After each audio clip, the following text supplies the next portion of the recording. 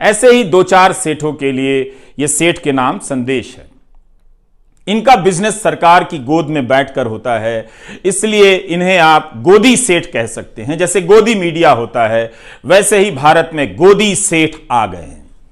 गोदी मीडिया में दो तरह के सेठ हैं, इसे ध्यान से समझिए।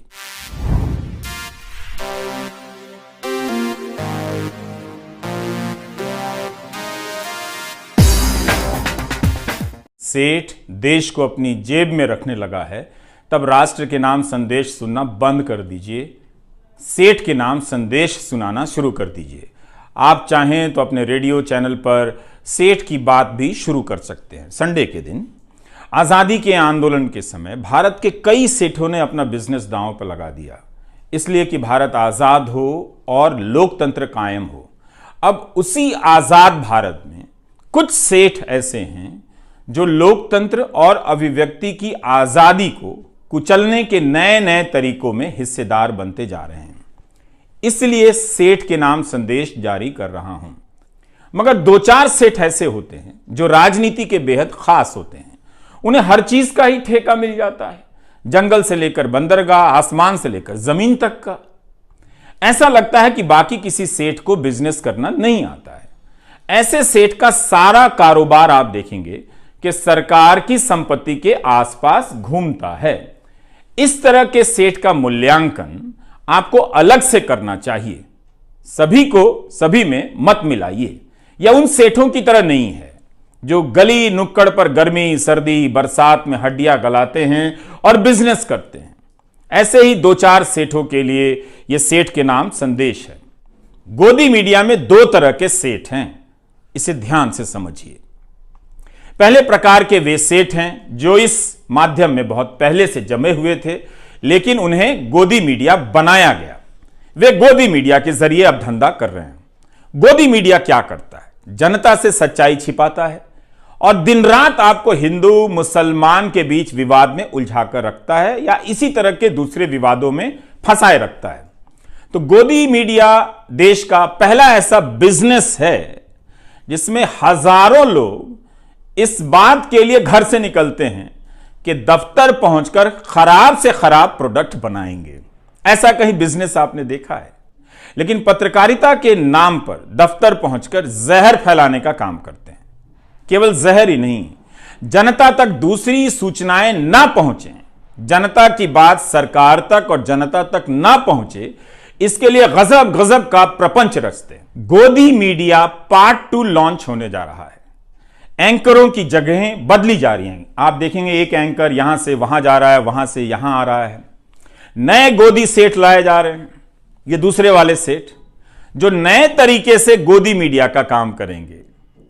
आप सोचिए, अगर सेठ ही गोदी हो तो क्या उसका मीडिया गोदी मीडिया नहीं होगा? सोचिए, आपकी तनख्वाह 4 साल से नहीं बढ़ी है, बच्चों को पढ़ा नहीं पा रहे हैं, अच्छे कॉलेज नहीं है और गोदी मीडिया इस पर बात नहीं करेगा। तो गोदी मीडिया पार्ट 2 में इसके लिए शरीफ एंकर लाए जाएंगे जिनके बोलने का तरीका कुछ और हो, वो इसी सिस्टम के पार्ट हों, मगर वो जनता के बीच ज्यादा बदनाम अभी नहीं हुए हैं। तो ऐसे लोगों के हाथ में यह कमान सौंपी जाएगी और गोदी मीडिया पार्ट 2 लॉन्च होगा। इसलिए बताना चाहता हूं कि दुनिया में भारत की क्या स्थिति है, इसके नाम पर एक तरह से आपको चांद दिखाकर आपसे निवाला छीन लिया जाएगा। बाकी सेठ भी जानते हैं कि दो चार गोदी सेठ हैं, उनकी ताकत बहुत बड़ी है, वो जो चाहें कर सकते हैं, हर चीज खरीद सकते हैं। उनसे बचकर या उनकी छोड़ी हुई जगहों पर अपना धंधा चुपचाप कर रहे हैं, बोल नहीं पाते। तो इसी संदर्भ में आपको एक किस्सा बताना चाहता हूं। यह किस्सा है जर्मनी का। हिटलर को आइडिया आया कि 50 में से केवल एक ही जर्मन के पास कार है। तो वो आइडिया लेकर आता है कि सभी जर्मन के पास एक कार होनी चाहिए। आप खेल देखिए, किसी की जरूरत में कार शामिल नहीं है, मगर वो सपना बेचता है सबको कार के लिए और सबको लगता है कि हां, हमारे पास कार नहीं थी, हम तो अभी तक गर्व कर ही नहीं पा रहे थे जब कार आ जाएगी तब हम गर्व करेंगे। तो इस किस्से को आपको खास संदर्भ के लिए बताना चाहता हूं। इन दिनों आप देखेंगे कि कार की जगह मुफ्त में मोबाइल डेटा बांटा जाता है और कई चीज़ें बांटी जाती हैं जिससे आपको फ़ायदा भी होता है। लेकिन सोचिए कि एक सस्ती चीज़ देकर बाकी कितनी चीज़ें, बेशकीमती चीज़ें आपसे ली जा रही हैं। इसका हिसाब करेंगे तब आपको खेल समझ आने लगेगा। लोकप्रिय ऑटोमोबाइल इंजीनियर थे फर्डिनेंड पोर्श। अब वो गरीबों के लिए, आम लोगों के लिए सस्ती कार की डिज़ाइन करने लग जाते हैं। हिटलर के दोस्त माने जाते थे, इसलिए आज के हिसाब से उन्हें तब का गोदी सेठ कहा जा सकता है, बिल्कुल कहा जा सकता है फर्डिनेंड पोर्श को। तो वो एक कार डिज़ाइन करता है और उसी वक्त दिसंबर 1938 में यहूदियों के लिए कार चलाने पर रोक लगा दी जाती है। एक तरफ जनता सस्ती कार मिलने के सपने में खोई हुई है, दूसरी तरफ उसी जनता के एक बड़े हिस्से के कार चलाने पर रोक लगाई जाती है और उसे गैस चैम्बर में भेजा जाने लगता है। अब आप समझ रहे हैं कुछ कुछ। उस कंपनी में एक कामगार था जिसने बाद में अपना एक अनुभव बताया।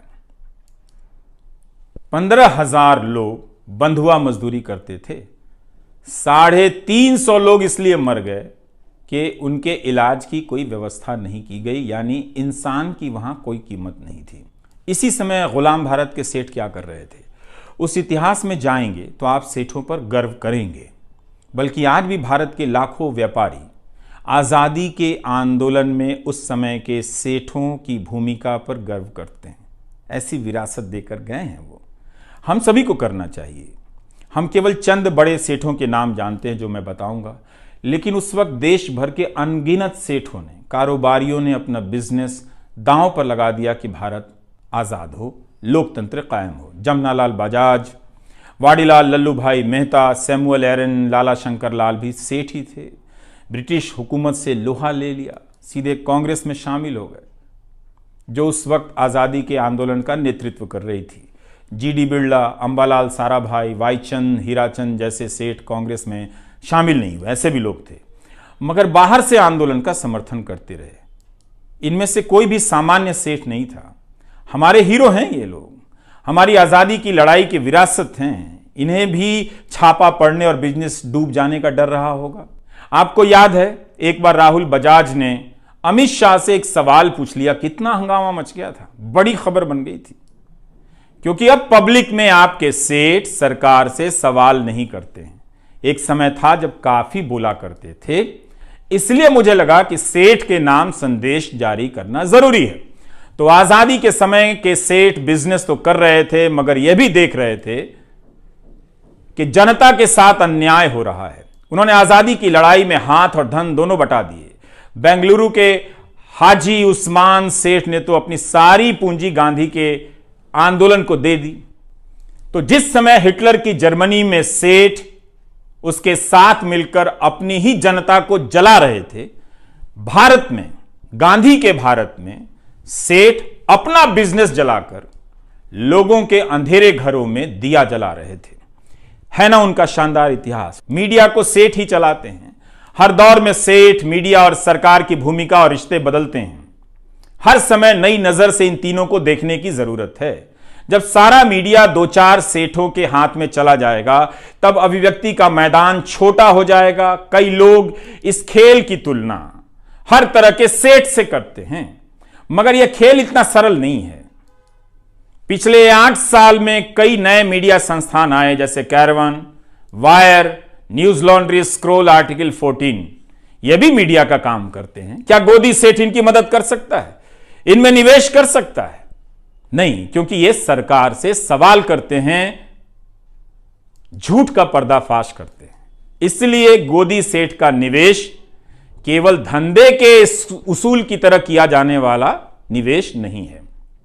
आप बेहतर तरीके से जानते हैं, मगर याद रखना चाहिए सभी को, गोदी सेठ को भी, कि यह भारत है। इसकी महान जनता को कोई गोदी सेठ चवन्नी ना समझे, उसके स्वाभिमान से ना खेले, वरना वो अपनी जेब से केवल एक एक चवन्नी निकाल कर रख देगी तो दौलत का ऐसा पहाड़ बन जाएगा और उसके सामने सेठ की सारी दौलत चवन्नी हो जाएगी। 2-4 ही सेठ होते हैं हर देश में, वो पूंजी को अपने नियंत्रण में कर लेते हैं, सारी पूंजी उनके पास होती है। ऐसे सेठ राजनीति की गोद में होते हैं और राजनीति इनकी गोद में होती है। विकास विकास की राजनीति के नाम पर ऐसे सेठ आपके लिए नौकरी का सपना पैदा करते हैं कुछ समय के लिए, कुछ को रोजगार देते भी हैं, फिर उस नौकरी के नाम पर जंगल, जमीन, आसमान तक पर अपना कब्जा जमा लेते हैं। आप देखेंगे कि इस काम में 2 ही 3 सेठ होते हैं, ज्यादा से ज्यादा 10 होते हैं। किसी भी देश में देखिए, केवल भारत में नहीं है। इनका मकसद रोजगार और देश के लिए धन पैदा करना नहीं होता, अपने नेता के लिए जनता को निर्धन करना होता है, ताकि उस जनता को मुफ्त में 2-4 चीजें देकर एहसान किया जाए, जताने की कोशिश हो कि आपको हम दे रहे हैं, लेकिन आप गिनिए कि आपसे कितना वो ले रहे हैं। नौकरी ठुकरा देना सबके लिए मुमकिन नहीं है, लेकिन यह बात आपके भीतर साफ होनी चाहिए कि यह पत्रकारिता नहीं है। मैं ये अपराध बोध आप पर नहीं डालना चाहता, आपकी मजबूरियों को समझता हूं, मैं ये बात पत्रकारों से कह रहा हूं। फिर भी मैं कहना चाहता हूं कि याद रखिएगा, आप एक खतरनाक गोदी सेठों के यहां काम कर रहे हैं, ये बात आप याद रखिएगा। इसलिए जनता से कहता हूं कि आप गोदी मीडिया देखना बंद कर दें, ताकि गोदी चैनलों के पत्रकारों को आजादी मिल जाए। जनता का दबाव बढ़ेगा तो पत्रकारों को अच्छा काम करने का मौका मिल सकता है। चैनलों से खबरें गायब हो रही हैं, खबरों की जगह झगड़े भर दिए जा रहे हैं। गोदी सेठों का गोदी मीडिया, अलग अलग चैनल, मगर सभी का काम एक। क्या यह आजाद मीडिया की निशानी है? खुद से सोचिए, यह कैसा बिजनेस है जहां खराब माल बनाने को लेकर कंपटीशन हो रहा है।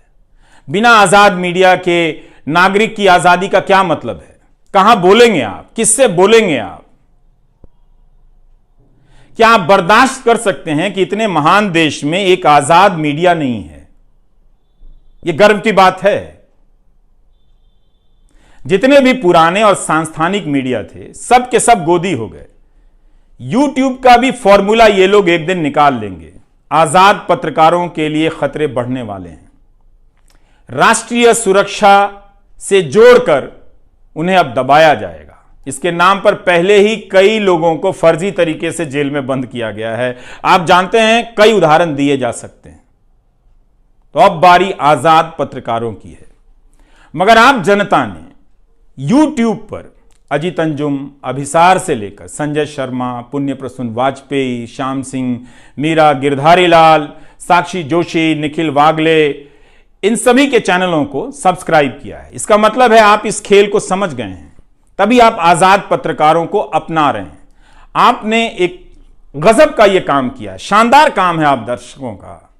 कई नाम है जो यहां पर इस वक्त छूट रहे हैं, मगर उन सभी का साथ देकर आप लोगों ने इतिहास के इस मोड़ पर गोदी सेठ को बताना बहुत जरूरी है कि वो बिजनेस करे, खूब बिजनेस करे, मगर इस लोकतंत्र का बिजनेस ना करे, सूचनाओं का धंधा ना करे।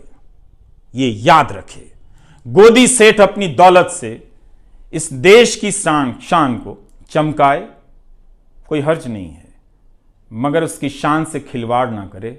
जनता देख रही है। वक्त फिल्म में एक चिनॉय सेठ हुआ करता था, लेकिन अब वो गोदी सेठ में बदल गया है।